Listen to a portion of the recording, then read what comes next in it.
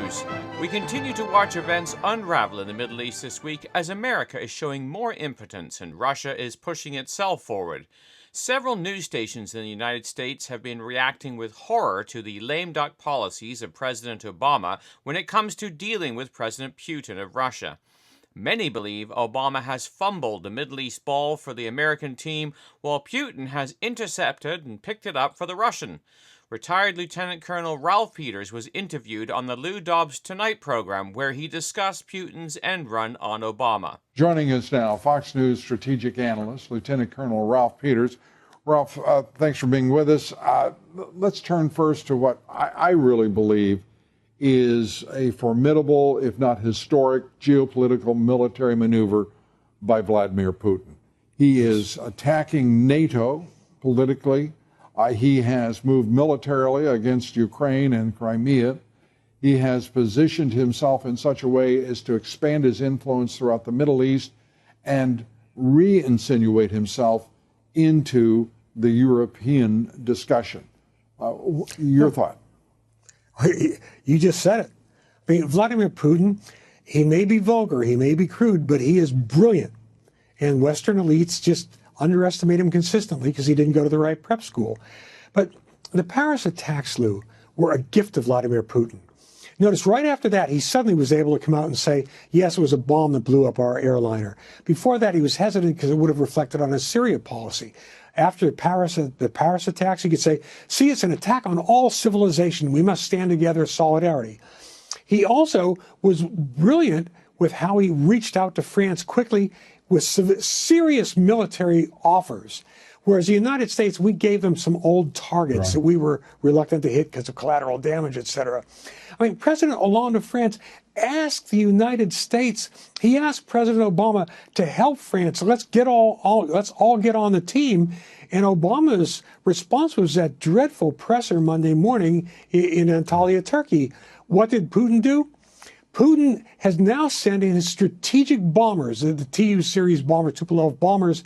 That's the equivalent of the U.S. sending in B-52s. Ralph, there is the if you will, the optics of this. Hollande will be at the White House, but already he is shoulder to shoulder with Putin on attacking the Islamic State in Syria and for all the world. People have to be scratching their heads at how suddenly the president of France and the president of Russia seem far closer than certainly either with President Obama. Well, look, my sympathies were with President Hollande. If you're in a knife fight, who do you want to be on your team, a fighter or a faculty lounge philosopher like President Obama? I mean, it's a no-brainer. France has been attacked. And President Obama dismissed almost 500 people killed or wounded in France. And Obama says it's a setback. John Kerry basically says, well, at least Charlie Hebdo attack was justified. I mean, this is offensive. We managed to insult the French. Vladimir Putin is helping them. This is, as you said, a tremendous geostrategic advance for Vladimir Putin. And, you know, who's going to pay? The Ukrainians, they're being forgotten. Everyone else that's Putin's victimized.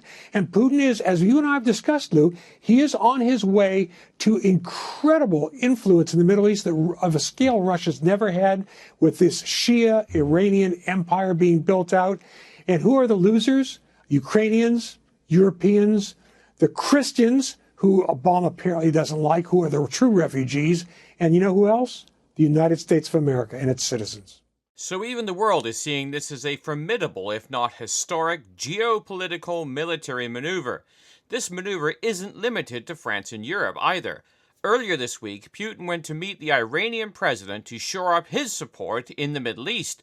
On the same program, Lou Dobbs Tonight, K.T. McFarland, the former Deputy Assistant Secretary of Defense for Public Affairs under President Reagan, was interviewed and had the following to say. Syrian President Bashar al-Assad now says his troops are advancing on almost all fronts because of Russian airstrikes that started nearly 2 months ago. President Putin today is shoring up support for Assad in Iran. He met with the supreme leader, Ayatollah Khamenei, for more than an hour and a half. The Kremlin says both countries agreeing to oppose any, quote, external attempts at regime change in Syria. Wow. Let's turn very quickly to Putin in Tehran. Basically, it was a cooperation agreement between the government of Iran and Russia, excluding the United States and shoring up Bashar al-Assad. End of story, Mr. Obama. End of story, Mr. Obama. Leading from behind, we've now been left behind in events in the Middle East. So Putin is now calling the shots. He's got an alliance with Russia, Iran, Iraq, and Assad.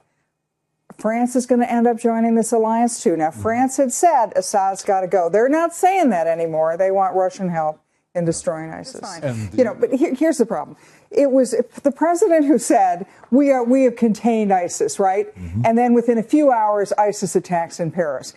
Secretary Kerry said, we've got Al-Qaeda on the ropes. Al-Qaeda attacks in Mali. You could go on and on and on. To the point where now the president says, look, ISIS, it's just a bunch of weirdo computer hackers in the granny's basement who are really good on social media, while the rest of Europe's on lockdown. What do you expect from that meeting? Obama can't presume to replace Russia in that alliance. He's foreclosed by Iran.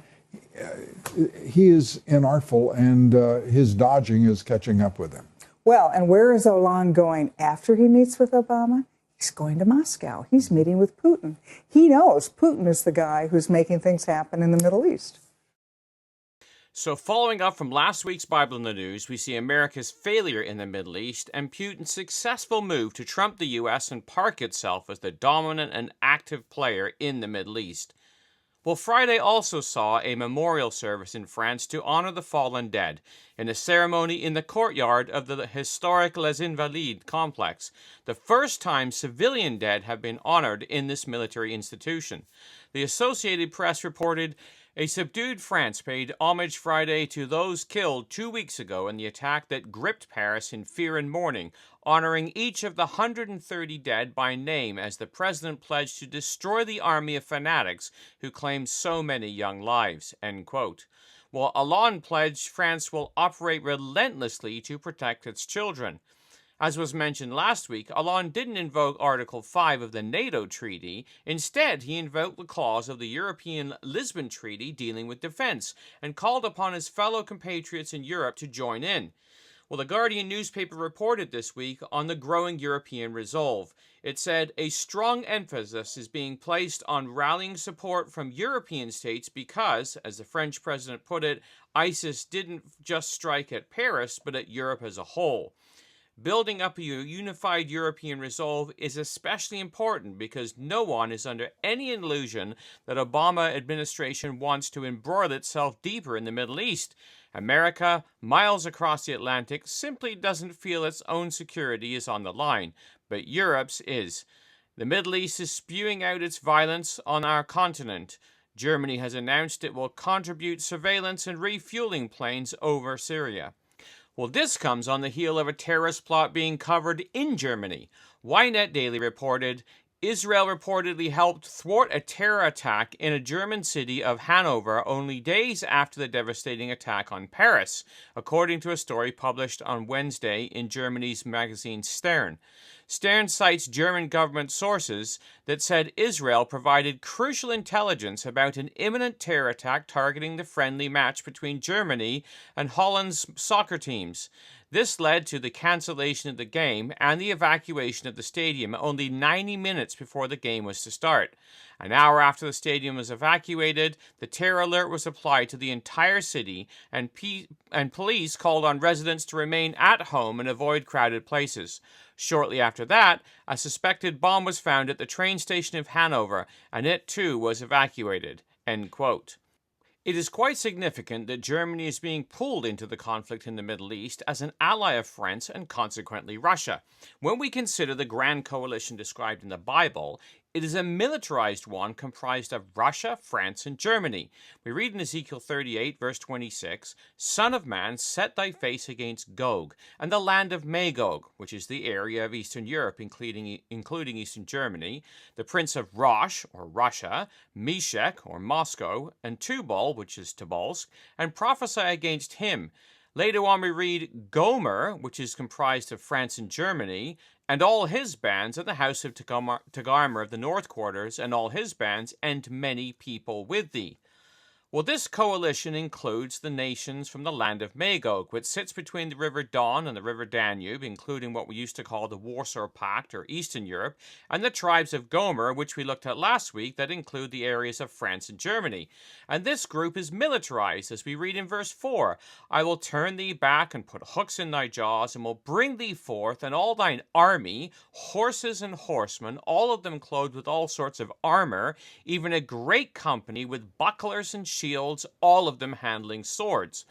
Well, since the Second World War, Germany has taken a backseat to any military involvement. The Wall Street Journal stated this week, Germany, which has adopted a largely pacifist stance since the end of World War II, has been reluctant to intervene in the conflict in Syria thus far. Miss Merkel's move last year to send arms and military trainers to support Kurdish militants fighting the Islamic State in northern Iraq was widely viewed as the limit of what the public would support. However, the Paris attacks appear to have shaken parts of the German public out of its anti-war attitude, end quote. So Germany's largely pacifist stance since the end of World War II has to change according to the scriptures, and this is exactly what we've been seeing take place during this week. A Wall Street Journal article stated, Germany plans to send a warship and reconnaissance planes to support the fight against the Islamic State in Syria, senior government officials said Thursday, a move that shows the Paris attacks have forced one of Europe's least militaristic nations to reconsider its stance. The German government has today agreed on difficult but important and necessary steps, the defense minister told reporters after a meeting with lawmakers of the ruling coalition parties. We have jointly agreed on this in the knowledge that we stand close alongside France, end quote. Well, while all this has been going on, the headlines were splattered with scenes of a Russian jet being downed by Turkish forces. The News of Europe reported, relations between Moscow and Ankara have plunged into a crisis since the incident on Tuesday. Turkey claims the jet had violated its airspace while flying over northern Syria. The Russian Su-24 fighter jet was shot down on Tuesday morning by Turkish F-16 jet after 10 warnings not to violate Turkish airspace, the Turkish military claimed. Russia vehemently denies it violated Ankara's airspace. The two pilots ejected from the plane, but one was killed while another was rescued several hours later. In retaliation for Turkey's actions, Russia prepared to impose punishing economic sanctions against Turkey, including abandoning a flagship pipeline project and a $20 billion nuclear power deal, end quote.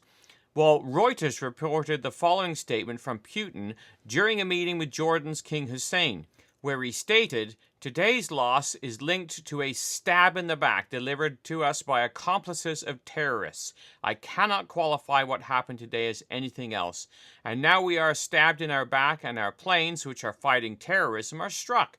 This despite the fact that we signed an agreement with our American partners to warn each other about air-to-air incidents, and Turkey announced it was allegedly fighting against terrorism as part of the U.S. coalition, end quote. Well, what is shocking is the impotence of Turkey after the attack. Rather than an apology or explanation, Turkey boastfully claimed responsibility. As Russia responds with sanctions and diplomatic measures, Turkey continues to threaten.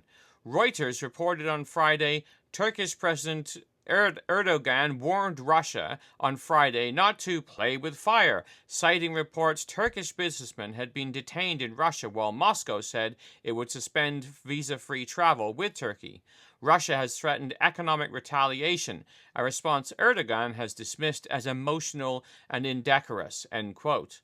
Well, the same article cited Russian politicians demanding a military response. Lower House Speaker Sergei Naryshkin called the incident an international murder of its soldiers, saying Russia has the right to mount a military response, end quote. This is of great significance because of what the Bible prophets have to say. Turkey will be the impetus that triggers Russia's eventual invasion of the Middle East. Daniel describes the scene in Daniel 11, verse 40. At the time of the end shall the king of the south push at him. The hymn mentioned in this passage is Turkey. This corresponds with the Ottoman Euphratean power of Revelation chapter 16, where we read in verse 12, "The sixth angel poured out his vial upon the great river Euphrates, and the water thereof was dried up, that the way of the kings of the east might be prepared."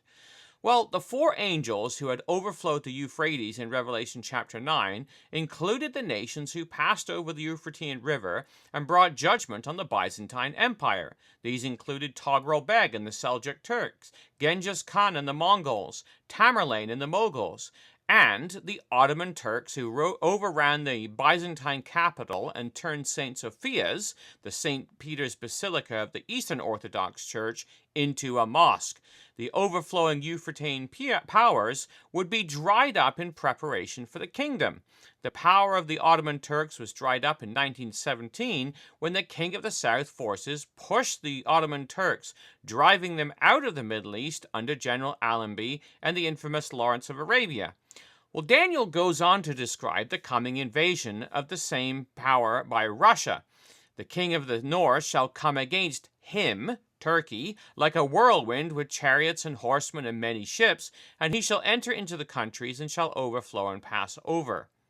Russia is to invade Turkey and to take back St. Sophia's that they have coveted since 1492, when the Muslims took it over on May the 29th. The Russian cross that domes the Kremlin churches anticipates the future victory of Christianity over Islam, with the cross shown to conquer Islam.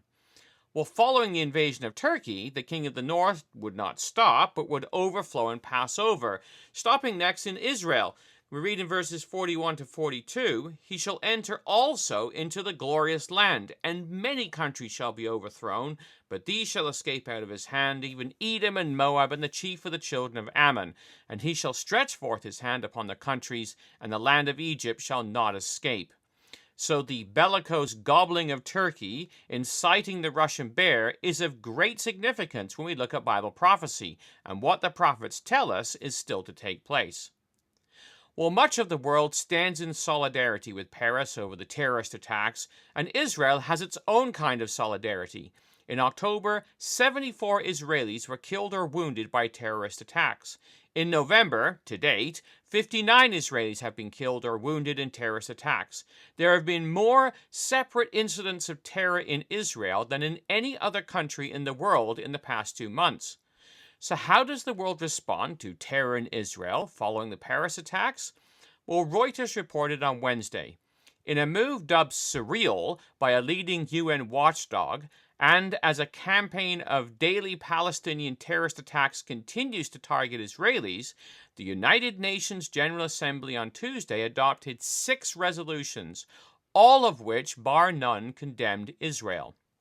Not a single mention was made of the Palestinian attacks, which have left 22 Israelis dead and hundreds wounded, nor did any other countries, even serial human rights violators such as Saudi Arabia, Iran, Russia, and others, receive any of the General Assembly's attention.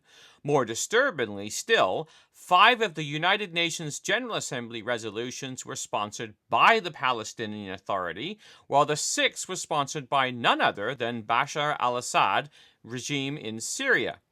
The article noted on the vote, one resolution condemned the Jewish state for retaining the Golan Heights, demanding Israel hand it over to the Syrian regime.